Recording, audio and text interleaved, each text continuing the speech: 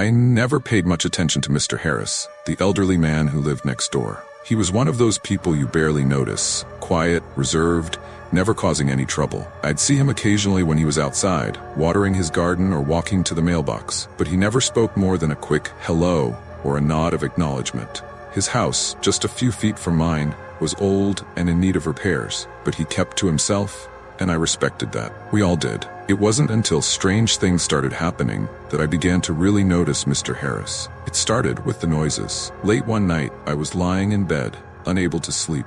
My window was open, letting in the cool autumn breeze, and that's when I heard it, a faint tapping sound coming from Mr. Harris's house. At first, I thought it was just a branch brushing against the side of his house, but the tapping was too rhythmic, too deliberate. It was soft at first, but it continued for what felt like hours. It wasn't constant either. It would stop for a while, only to start again just when I thought it was over. The next morning, I chalked it up to my overactive imagination, but that night, it happened again. Only this time, the tapping was louder. I closed the window, hoping to block out the noise, but it didn't help. It was as if the sound was inside my own house, just on the other side of the wall that separated our homes. I mentioned it to my wife the next day, but she just laughed. Maybe he's fixing something. He's old. Probably takes him a while to get things done. It seemed plausible, but I couldn't shake the feeling that something was off. Still, I didn't want to pry. We'd lived next to Mr. Harris for years, and if the noises were coming from some harmless home repair, I wasn't about to bother him over it. But then came the lights. A few nights later, I was walking past my front window when I noticed something odd. There was a dim, flickering light coming from Mr. Harris's house. It was strange because his house was always dark by 9 p.m. The man had a strict routine, but now, well past midnight,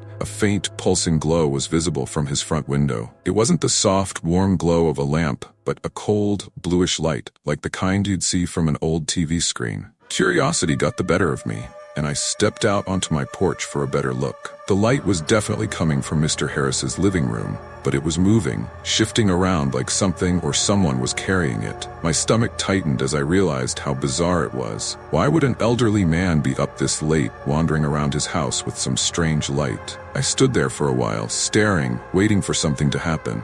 And then, just as suddenly as it appeared, the light vanished, plunging the house back into complete darkness. I tried to tell myself it was nothing, maybe a power surge or some electrical issue, but deep down, I knew it wasn't that simple. The next day, I knocked on Mr. Harris's door, but no one answered. His car was in the driveway, his garden hose still curled up in the yard. It looked like he was home, but there was no sign of him. I knocked again, louder this time, but still nothing. I stood there for a moment, debating whether I should leave or try knocking again, when a faint creak came from inside the house. I leaned in closer, pressing my ear to the door. Silence. My skin prickled with unease. Something wasn't right. For the next few days, the noises continued. The tapping, the strange lights, and once, late at night, I thought I heard what sounded like low, muffled voices. I couldn't make out any words, but the tone was dark, almost angry. I mentioned it to my wife again, but she just brushed it off, saying Mr. Harris was probably watching TV late at night or having trouble sleeping. But I knew what I heard, and it wasn't the sound of a TV. Then, one night, everything changed. It was around 2 a.m. when I woke up to a loud bang, like something heavy had been dropped in Mr. Harris's house. My heart raced as I sat up, straining to listen for any other sounds. There was nothing for a few moments, and then, suddenly, the tapping began again, louder and faster than ever before. It was coming from the wall that separated our houses, and this time, it sounded like it was right next to my bed. I leaped out of bed, throwing on some clothes. I didn't know what I was going to do, but I couldn't ignore it anymore. I had to check on Mr. Harris. As I stepped outside, the night air felt thick and suffocating. I approached Mr. Harris's house, my heart pounding in my chest.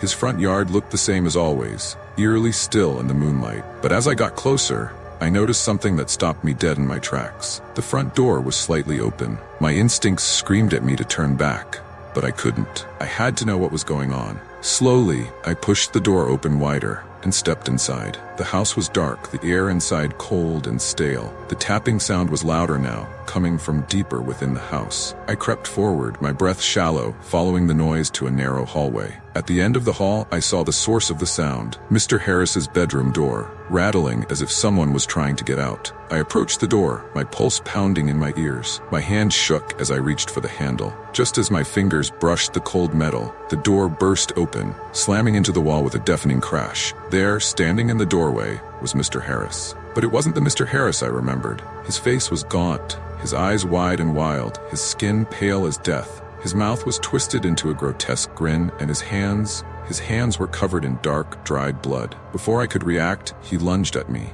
his bony fingers wrapping around my throat. I struggled, gasping for air, as his cold, dead eyes bore into mine. And then, just as suddenly as it started, it stopped. Mr. Harris released me, staggering back into the darkness of his bedroom. I scrambled to my feet and ran, not stopping until I was back inside my own house, locking the door behind me. The next morning, the police were at Mr. Harris's house. They said he had died in his sleep over a week ago. To this day, I don't know what I saw that night, but I'll never forget the look in Mr. Harris's eyes or the sound of that tapping that still haunts me whenever I'm alone in the dead of night.